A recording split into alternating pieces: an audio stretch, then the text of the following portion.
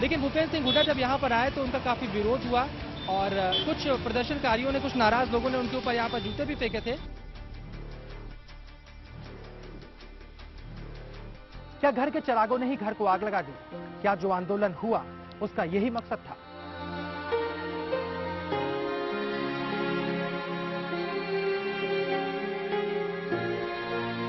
छोटे बच्चे उनके भाई के, वटपाल जी का सबसे छोटा बेटा है, तो वो बहुत ज्यादा सदमे में है बच्चा। उसको लगता है, वो उनको एक अपनी गाड़ी थी, ये पोर्शे गाड़ी थी उनकी, तो वो बड़ा प्यार करता था, कहता पापा मेरी पोर्शे गाड़ी जला दी।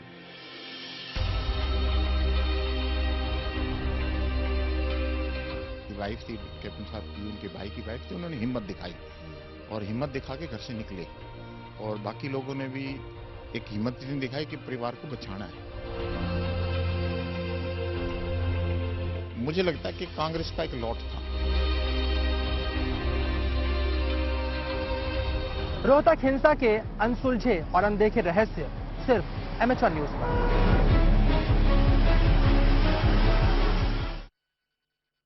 नमस्कार, एमएचआर न्यूज में आपका स्वागत है। मैं हूं शरद अवस्थी। आज हम चलेंगे उस शहर के सफर पर जो कल तक चमन था, लेकिन आज एक उजड़ा दयार हो गया है।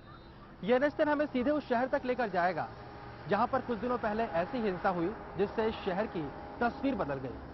हरियाणा में कुछ दिनों पहले एक आंदोलन हुआ था और उस आंदोलन के बाद शायद इस शहर की किस्मत इससे रूठ गई है। हंसता खिलखिलाता ये शहर आज रो रहा है, सिसक रहा है। सवाल ये उठता है कि इस शहर को आंसू किसने दिए? सवाल ये उठता है कि इस शहर को जख्म कितने मिले?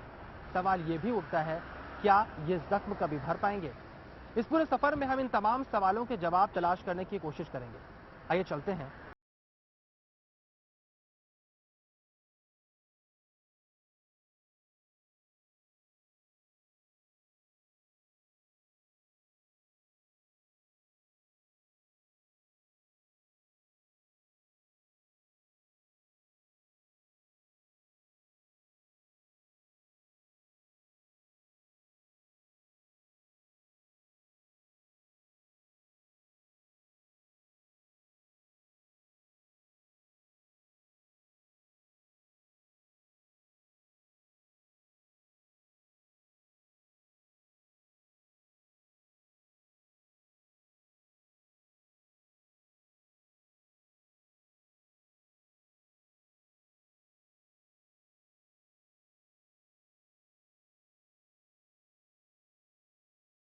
जब हम इन बर्बादी के निशानों और उनकी वजहों की पड़ताल करने रोहतक के लिए रवाना हुए, तो हमें उम्मीद नहीं थी कि इस खूबसूरत रास्ते से होकर हम जिस शहर में पहुंचेंगे उसे जरूरी भीड़ और उन्मादियों ने ऐसे जख्म दिए होंगे। NH10 हमें सीधे रोहतक लेकर पहुंचा, जहां पर घुसते ही हमें तबाही के निशान दिखाई पड़ने शुरू हो गए।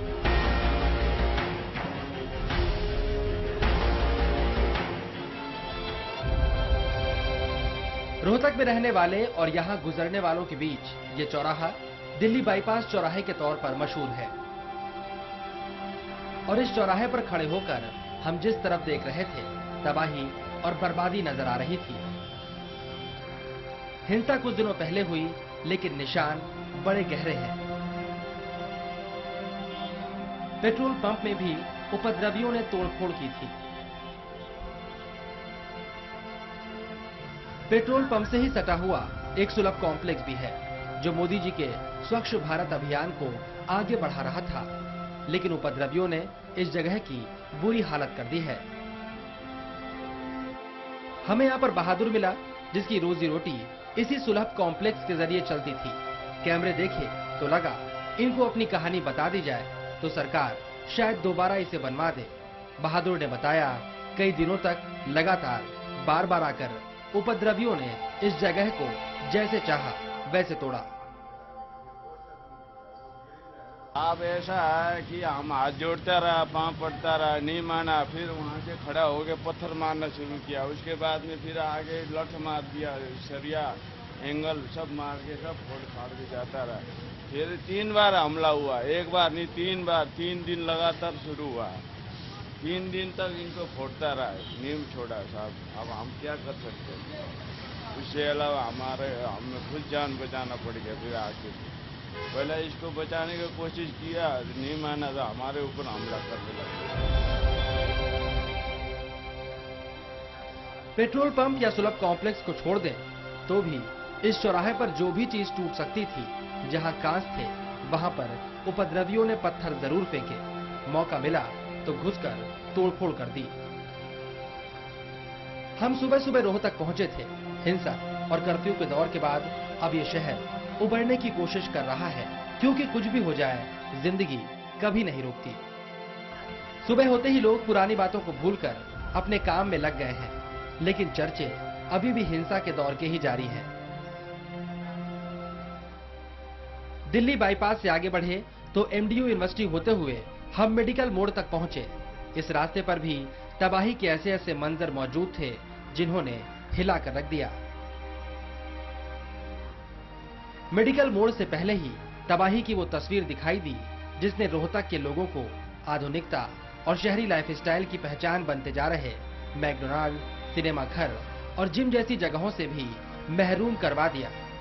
इस वजह से युवा वर्ग काफी दुखी है। ये रोहतक का मशहूर आर्यन मॉल है। माफ कीजिए, ये आर्यन मॉल था।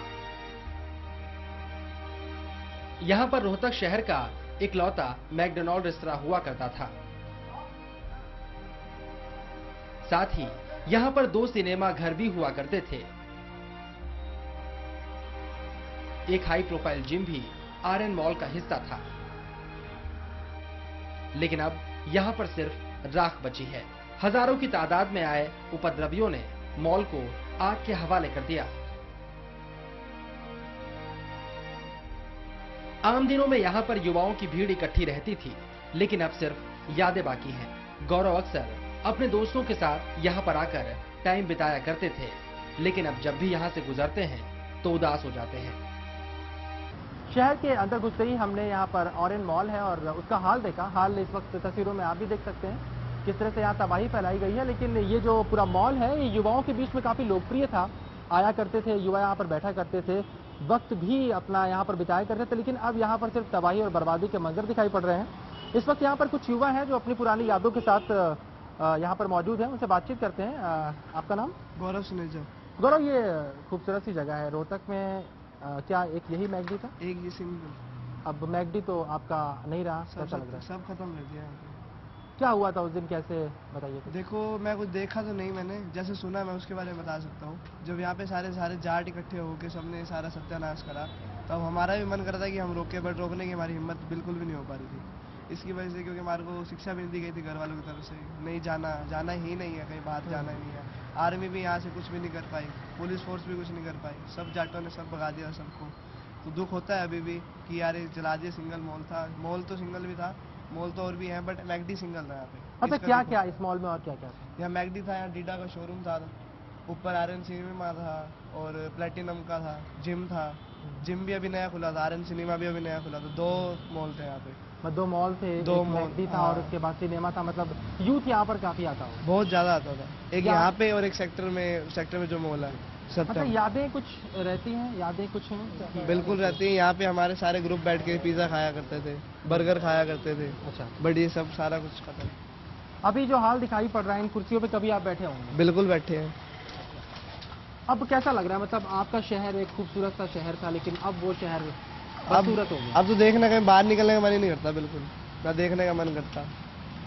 दोस्त और जो आपके हैं बाहर से फोन करते हैं कि क्या हुआ था? करते हैं, कुछ बिल्कुल पूछते हो? करते हैं। कई फ्रेंड्स मेरे चंडीगढ़ में रहते हैं, कई फरीदाबाद में, हैदराबाद में, उनका भी फोन आता है कि भाई क्या हुआ है, क्या नहीं हुआ, सारा पूछवाते हैं। बस यही बताते हैं उनको, फोटो सेंड करते हैं, वीडियो सेंड करते हैं कि यह तो सब खत्म हो गया। बस वहाँ से देख के भी बुरा फील होता है उनको। गौरव ने बताया कि बाहर से दोस्त फोन करके हाल चाल पूछते हैं तो उनको तबाही की तस्वीरें भेज देता हूँ। रोहतक में चीजें फिर से बदलेंगी इसकी उम्मीद तो नहीं छोड़ी, लेकिन शायद एंजॉय करने वाली उम्र निकल जाए। बिल्कुल उम्मीद इस बात की कि कभी फिर चीजें बदलेंगी यहाँ पर। अब देखो, रोहतक शहर जितना डेवलपमेंट कर रहा था बट उतनी अब नहीं कर पाएगा, और पीछे और जा चुका है। मतलब 10-15 साल पीछे जा चुका है रोहतक। बनाने से पहले बंदा सोचेगा यार इसको अभी तो तैयार करा था, अब दोबारा बनाऊं या ना बनाऊं। ऑब्वियस है, तो सब खत्म ही हो गया। बिल्कुल इन तस्वीरों में आप यहाँ पर देख सकते हैं किस तरह से अब चीजें दिखाई पड़ रही है, लेकिन कभी इस तरह से हमारे साथ यहाँ पर एक युवा थे और वो बता रहे थे कि ये जो पूरा इलाका है यहाँ पर कभी वो बैठा करते थे अपने फ्रेंड्स के साथ, अब यहाँ पर सिर्फ यादें बची हुई हैं।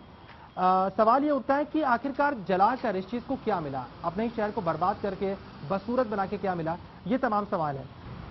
लगता है कि फिर कभी दोबारा एक बार रोहतक फिर से वैसे ही खूबसूरत हो पाएगा, उम्मीद इस बात हो पाएगा बट काफी टाइम बाद, बहुत टाइम बाद। मतलब आपकी यंग एज शायद निकल हाँ हाँ, यंग एज तो निकल जाएगी आराम से। बिल्कुल बिल्कुल। इस मॉल में 100 से 150 लोग काम भी करते थे। इस मॉल के साथ उनकी रोजी रोटी भी चल गई। अब कहां पर मिलेगी नई नौकरी? हाँ, यहाँ के गार्ड की नौकरी अभी भी बरकरार है। वो इस मलबे की हिफाजत में लगे हुए हैं। गार्ड ने बताया कि उस दिन हजारों लोग आए थे, उनकी मिन्नतें की, लेकिन वो नहीं माने। इस पर जरा के ट्रांसफार्मर पर बगा दिया, के बगा दिया, नुकसान फिर उड़ता शुरू हो गई, बस पलट तो ईट बगाई थी पड़ी। तो ज्यादा वो थे, हम भी खड़े थे, खड़े कौन मन था, कोई ना माना। कितने लोग थे? ज्यादा लोग थे, क्या बताओ गिनती कितने, 2.5 थे, 3 थे। इसका तो आया ही नहीं, प्रशासन तो आया नहीं। फिर तो हम तो वो करेगा, हमारा क्या होता है ट्रांसफार्मर रोकने की कोशिश तो करिए, रुका इतना देश थोड़ा रुकेगा, मान्य नहीं कोई भी। आओ वो करके बढ़ जाए है मौके टड़े। किस तरह से आग लगाई गई थी पूरे इलाके में? उसमें ट्रांसफार्मर था, ट्रांसफार्मर। हाँ, आड़ो की ईट मार रखी पड़ी थी। अच्छा, पहले ये दरवाजे तोड़े थे, आड़ो तो पेट्रोल वगैरह के अपने साथ लेकर आए थे? क्या पेट्रोल वगैरह आगे और आड़ के पेट्रोल पंप बता, पेट्रोल पंप तो साथ ले रहे थे हम। हाँ, वो साथ लेके आए थे, थोड़ा देर भगाते थे, थोड़ा देर भगाते थे, के ले रहे थे, के बड़ा आक्रम थी। आड़ में बैठे थे, पारोस बने रहे, जाट कॉलेज में आड़ है। अच्छा, कुछ कह भी रहे थे? क्या कहते हु को गाड़ते रखो कि मैं करा फूक दो, बाहर करो, ले लो, उठा लो, नू है। अच्छा, तो लूटपाट भी क्या इस पूरे इलाके में यहाँ पे लूटपाट भी हुई थी? लूटपाट तो के बेरा भी के मैं देखा गया कि मैं लाइट लूटा संग के मैं समाना जे बेरा बटा के उठा के ना उठा जड़ दे आके ले गए। इस बात का के बेरा। तो अब क्या कह रहे हैं कि कब फिर से स्टार्ट होगा है? इस बात का तो कुछ नहीं, मेरा भी कदा होगा होगा ना होगा को होगा। अच्छा, कितने आदमी यहाँ पर काम करते? काम आ रहे सैकड़े आदमी काम कर रहे थे, 100 चूल्हे था लेकर दड़ते हैं।